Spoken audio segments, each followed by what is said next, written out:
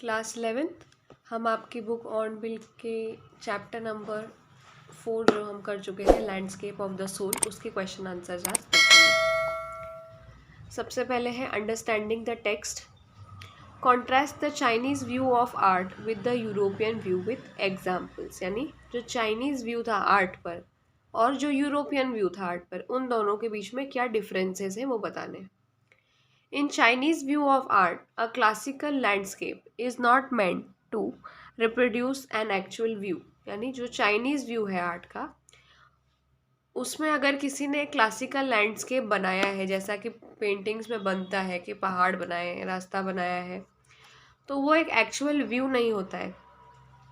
यानी कि जो चाइनीज़ पेंटर होता है does not choose a single view point, यानी वो सिर्फ एक सिंगल व्यू पॉइंट से नहीं देखता है। His landscape is not real, उसका जो ड्राइंग होती है वो रियल नहीं होती है। You can start to see it from any point, आप किसी भी पॉइंट से देखना शुरू कर सकते हैं। देन ट्रैवल इन इट, आप उसमें ट्रैवल कर सकते हैं।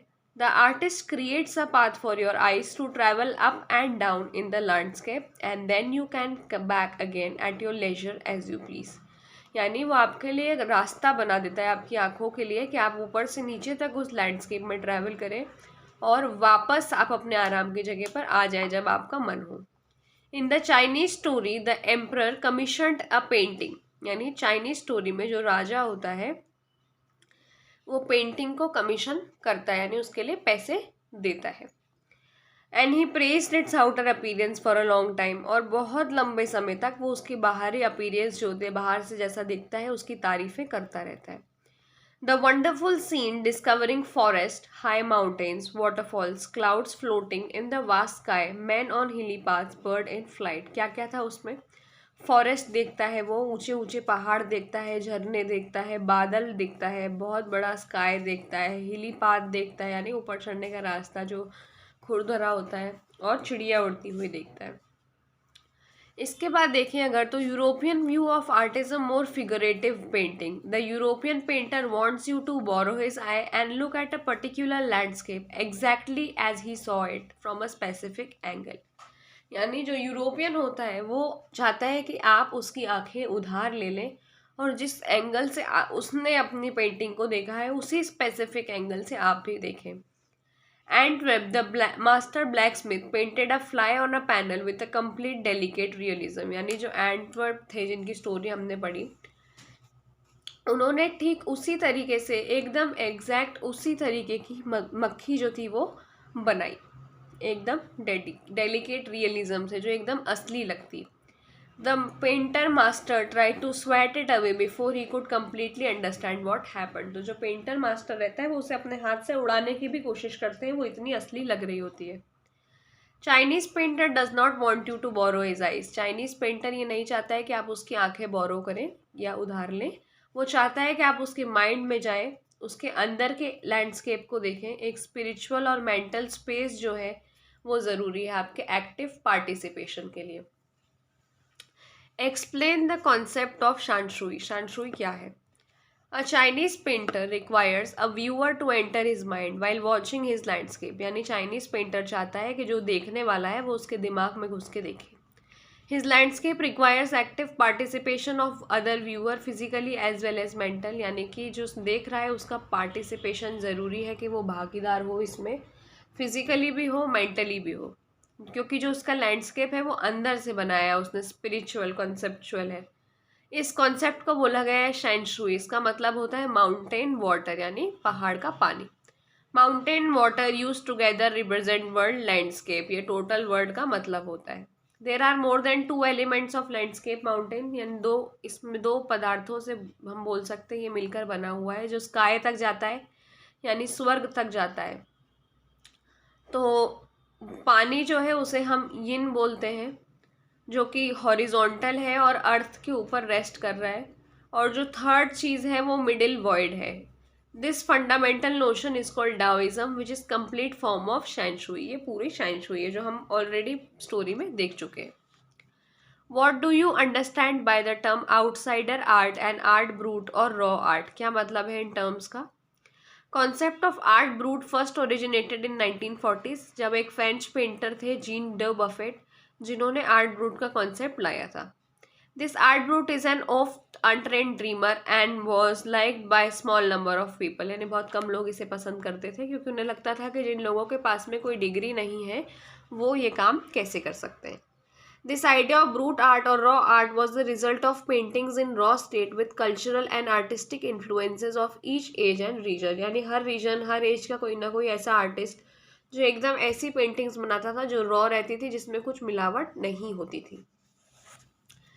Around the same time in India, neck Chand an untutored genius was creating paradise, और इसी समय पर इंडिया में नेक चंद नाम का एक अनट्यूटर्ड जीनियस, यानी जिसने कहीं से कोचिंग नहीं ली थी, वो एक स्वर्ग बना रहा था।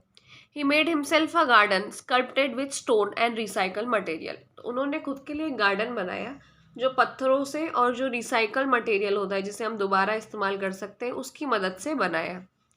Known to the world today as rock garden of Chandigarh, जिसे आज पूरा विश्व जो है रॉक गार्डन के नाम से जानता है, जो चंडीगढ़ में है। ये भी एक आउटसाइडर आर्ट है और अब ये gradually became the fastest growing field of interest in the contemporary art internationally, और अब ये बहुत तेज़ी के साथ में एक अच्छा आइडिया बन गया है जो सब जगह फैल रहा है। It is an art by those who have no right to be artist because they are not formally trained but they have talent and artistic insight, यानी ये उन लोगों का आर्ट है जिनके पास कोई फॉर्मल ट्रेनिंग तो नहीं है लेकिन उनके पास टैलेंट है। Their outsider work is stimulating contrast to the mainstream work. Here anything and everything could be material for work of art, यानी कुछ भी चीज़ मटेरियल बन सकती है आर्ट के लिए। Something Nek Chand had sent to dizzying heights, क्योंकि नेकचंद ने पत्थरों की मदद से और रिसाइकल मटेरियल की मदद से इतना बड़ा गार्डन बना दिया। These concept of art have crept into every home over the world, तो पूरे विश्व में हर घर में ये कॉन्सेप्ट अब है। Who was the untutored genius who created paradise and what is the nature of his contribution to art? 1940s में जब जीन बफेट ने फ्रांस में ओरिजिनेट करा था आर्ट ब्रूट को, तो कंटेम्प्रेरी यहाँ पर नेकचंद जो थे वो पैराडाइज बना रहे थे। Untutored genius Nek Chand had not received any formal training in art, उन्होंने कोई फॉर्मल ट्रेनिंग नहीं ली है आर्ट में। They have proved their talent and artistic insight, यानी उन्होंने अपना टैलेंट प्रूव करा है। The creator director Nek Chand of the Rock Garden of Chandigarh is now regarded all over the world as the biggest contributor of outsider art, और उन्हें सबसे बड़ा contributor माना जाता है। Years ago he cleared a little patch of jungle, या 1940s में बहुत साल पहले उन्होंने एक छोटा सा हिस्सा साफ करा था। स्टोन्स का यूज़ करा था, रिसाइकल्ड मटेरियल जैसे टिन पड़ी हुई थी या कार के कुछ पार्ट्स पड़े हुए थे, कुछ भी और सब कुछ उन्होंने गार्डन बना दिया।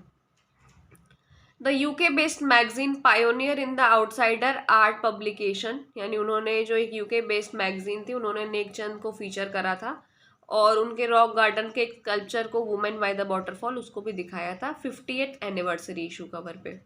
His art is recognized as an outstanding testimony of a difference a single man can make when he lives his dream. UNESCO ने उन्हें 2005 में ऑनर करा था और by way of 5 month long European exposition of his work, यानी 5 महीने तक European exposition में उनके वर्क दिखाए गए थे। एक शो करा गया था उनका realm of Nek Chand in leading museums Switzerland, Belgium, France और इटली में। He was help the creation of outsider art in every house, courtyard, portico और gallery all over the world, सब जगह पर उनके क्रिएशन को देखा गया था। टॉकिंग अबाउट द टेक्स्ट, तो ये नेक्स्ट क्वेश्चन है, ये आपको डिस्कस करना है स्टेटमेंट। अगर आप ग्रुप्स में हैं 4-5 बच्चों के तो आप बैठ के डिस्कस कर सकते हैं, ये ऐसे क्वेश्चन आंसर्स नहीं है। The emperor may rule over the territory he had conquered but only the artist know the way within, यानी कि एम्परर जो है, जैसा कि हमने स्टोरी में पढ़ा था, वो बोलता है कि जो राजा है वो अपनी जीती हुई टेरिटरी के ऊपर राज कर सकता है लेकिन सिर्फ एक आर्टिस्ट है जो अंदर जाने का रास्ता जानता है। ये स्टेटमेंट कब आता है? जब हम स्टोरी में पढ़ते हैं कि वो अपनी पेंटिंग के अंदर घुसने वाला होता है। तो ये आपकी स्टूडेंट एक्टिविटी जैसा है, आपको डिस्कस करना है। तो कैसे आप बता सकते हैं? आप सबसे पहले स्टार्ट कर सकते हैं कि जो हमने जो स्टोरी पढ़ी है उसमें क्या बताया गया है। चाइनीज़ लैंडस्केप पेंटर के बारे में बताया गया है कि जो एम्परर रहता है वो उसकी तारीफ़ कर रहा होता है बहुत टाइम तक, और उसके बाद जो पेंटर होता है वो एकदम से उसे बताता है कि यहाँ नीचे एक गुफा है और उस गुफा में जाने के लिए वो उसका दरवाज़ा खोलता है और उसके अंदर ही रह जाता है।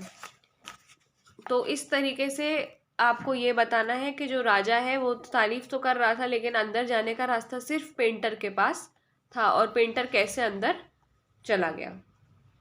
मतलब एम्परर जो था, राजा जो था, वो सिर्फ पैसे देकर पेंटिंग की तारीफ कर सकता है, लेकिन सिर्फ एक आर्टिस्ट ही होता है जो उस पेंटिंग के असली वो जानता है। दूसरा है landscape is an inner one, a spiritual and a conceptual space, यानी लैंडस्केप एक अंदर की चीज़ है, एक स्पिरिचुअल कंसेप्चुअल है। ये भी डिस्कशन मैटर है फॉर हेल्प स्टूडेंट्स एक्टिविटी। इसमें आप शानशुई का बता सकते हैं, जो भी हमने पढ़ा है कि शानशुई क्या होता है, चाइनीज़ पेंटर कैसे आपको अंदर तक ले जाता है, और यूरोपियन पेंटर कैसे आपको अंदर तक नहीं ले जाता है। वो सिर्फ आपको चाहता है कि जैसे उसने देखा है वैसे ही आप भी देखें इस चीज़ को। तो इसमें आपको शानशुई का पूरा कॉन्सेप्ट बताते हुए लिखना है कि क्या रियल पेंटिंग है और क्या वेस्टर्न फिगरेटिव पेंटिंग है, और कैसे यूनिवर्स, हेवन और अर्थ के बीच में बातचीत हम करते हैं यिन और यांग के कॉन्सेप्ट से। थिंकिंग अबाउट द लैंग्वेज, तो पहला है find out what correlates with yin and yang in other cultures, यानी ये तो चलो चाइनीज़ कल्चर हो गया, तो यिन और यांग दूसरे कल्चर्स में क्या क्या होता है, तो हम देखते हैं क्या होता है।